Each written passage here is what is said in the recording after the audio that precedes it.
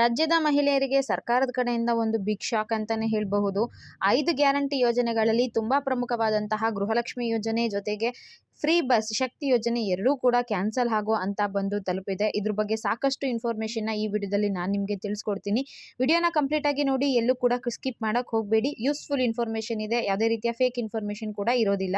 ನಿಮಗೆ ಗೊತ್ತಿರೋ ರೀತಿಯಲ್ಲಿ ರಾಜ್ಯದಲ್ಲಿ ನಮ್ಮ ಕಾಂಗ್ರೆಸ್ ಸರ್ಕಾರ ಮತ್ತೆ ಅಧಿಕಾರಕ್ಕೆ ಬರಲು ತುಂಬಾ ಮುಖ್ಯವಾದ ಕಾರಣಗಳಂದ್ರೆ ಪಂಚ ಗ್ಯಾರಂಟಿ ಯೋಜನೆಗಳು. 2,000 ರೂಪಾಯಿ ಹಣ ಕೊಡ್ತಾರೆ, ಶಕ್ತಿ ಯೋಜನೆನ ಜಾರಿಗೆ ಇರ್ತಾರೆ, ಫ್ರೀ ಬಸ್ಸಲ್ಲಿ ಓಡಾಡಬಹುದು, ಮತ್ತೆ ವಿದ್ಯಾರ್ಥಿಗಳಿಗೆ ಹಣ ಸಿಗುತ್ತೆ ಅಂತ ಒಂದಷ್ಟು ಕಡೆಯಿಂದ ಜನರು ಅವರಿಗೆ ಓಟ್ ಹಾಕಿ ಕಾಂಗ್ರೆಸ್ ಸರ್ಕಾರನ ಗೆಲ್ಲಿಸ್ಕೊಟ್ರು. ಮತ್ತೆ ಈ ಗ್ಯಾರಂಟಿ ಯೋಜನೆಗಳು ಗೆಲ್ಲೋದಿಕ್ಕೆ ಹೇಗೆ ಕಾರಣ ಆಯ್ತೋ ಅದೇ ರೀತಿ ಈ ಗ್ಯಾರಂಟಿ ಯೋಜನೆಗಳನ್ನ ಸರ್ಕಾರ ನಿಭಾಯಿಸ್ಕೊಂಡು ಹೋಗೋಕೆ ಸಾಧ್ಯ ಆಗ್ತಿಲ್ಲ.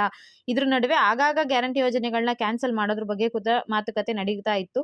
ಸೊ ಈಗ ಮತ್ತೆ ಇದು ಮುನ್ನೆಲೆಗೆ ಬಂದಿದೆ. ಕಾಂಗ್ರೆಸ್ ಸರ್ಕಾರದ ಶಾಸಕರೊಬ್ರು ಗ್ಯಾರಂಟಿ ಯೋಜನೆಗಳನ್ನ ನಿಲ್ಲಿಸೋದಕ್ಕೆ ಮನವಿ ಮಾಡಿದ್ದಾರೆ. ಈ ಹಿಂದೆ ಕೂಡ ಹಲವಾರು ಶಾಸಕರು ಗ್ಯಾರಂಟಿ ಯೋಜನೆಗಳನ್ನ ಸ್ಟಾಪ್ ಮಾಡ್ಬಿಡಿ, ಇದರಿಂದ ಅಭಿವೃದ್ಧಿ ಆಗ್ತಾ ಇಲ್ಲ, ನಮಗೆ ಕಷ್ಟ ಆಗ್ತಿದೆ ಅಂತ ಹೇಳಿದ್ರು.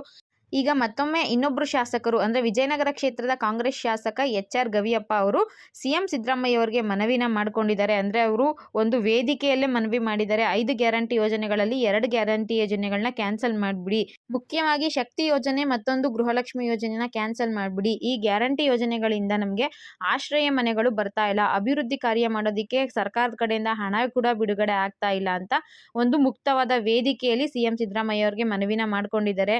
ಈ ಬಗ್ಗೆ ನಾನು ಸಿದ್ದರಾಮಯ್ಯ ಅವ್ರ ಜೊತೆ ಮಾತು ಕೂಡ ಆಡ್ತೀನಿ, ಅವ್ರು ಏನ್ ನಿರ್ಧಾರ ತಗೊಳ್ತಾರೋ ನೋಡ್ಬೇಕು ಅಂತ ಕೂಡ ಹೇಳಿದ್ದಾರೆ.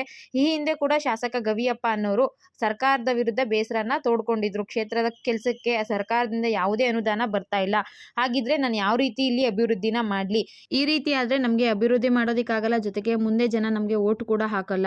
ದಯವಿಟ್ಟು ಗ್ಯಾರಂಟಿ ಯೋಜನೆಗಳಲ್ಲಿ ಯಾವ್ದಾದ್ರು 2 ಯೋಜನೆಗಳನ್ನ ಕ್ಯಾನ್ಸಲ್ ಮಾಡ್ಬಿಡಿ ಅಂತ ಗವಿಯಪ್ಪ ಅವರು ತಿಳಿಸಿದ್ದಾರೆ. ಈ ಹಿಂದೆ ಕೂಡ ಹಲವಾರು ಕಾಂಗ್ರೆಸ್ ಶಾಸಕರೇ ಗ್ಯಾರಂಟಿ ಯೋಜನೆಗಳನ್ನ ಕ್ಯಾನ್ಸಲ್ ಮಾಡ್ಬಿಡಿ ಅಂತ ಹೇಳ್ತಾ ಇದ್ರು ಅಲ್ವಾ. ಸೊ ಹಾಗಾಗಿ ಮುಂದಿನ ದಿನಗಳಲ್ಲಿ ಇದು ಮತ್ತೆ ಚರ್ಚೆಗೆ ಕಾರಣ ಆಗಬಹುದು. ಒಂದು ಅರ್ಥದಲ್ಲಿ ಸರ್ಕಾರದ ಹತ್ರ ಹಣ ಇಲ್ಲ, ಇದು ಕ್ಯಾನ್ಸಲ್ ಆಗಬಹುದು ಅಂತ ಕೂಡ ಹೇಳ್ತಾ ಇದ್ದಾರೆ. ಬಟ್ ಅಧಿಕೃತವಾಗಿ ಇದ್ರ ಬಗ್ಗೆ ಯಾವುದೇ ಮಾಹಿತಿ ಸಿಕ್ತು ಅಂದ್ರೆ ಖಂಡಿತವಾಗ್ಲೂ ತಿಳಿಸ್ಕೊಡ್ತೀನಿ. ಇದಿಷ್ಟು ಗ್ಯಾರಂಟಿ ಯೋಜನೆಗಳಲ್ಲಿ ಫ್ರೀ ಬಸ್ ಮತ್ತೆ ವರಲಕ್ಷ್ಮಿನ ಕ್ಯಾನ್ಸಲ್ ಮಾಡೋದ್ರ ಬಗ್ಗೆ ಲೇಟೆಸ್ಟ್ ಇನ್ಫಾರ್ಮೇಷನ್ ಆಗಿತ್ತು. ವಿಡಿಯೋ ಇಷ್ಟ ಆಗಿದ್ರೆ ಒಂದು ಲೈಕ್ ಮಾಡಿ, ಶೇರ್ ಮಾಡಿ, ಮಿಸ್ ಮಾಡದೆ ಸಬ್ಸ್ಕ್ರೈಬ್ ಮಾಡ್ಕೊಳ್ಳಿ. Thank you for watching friends.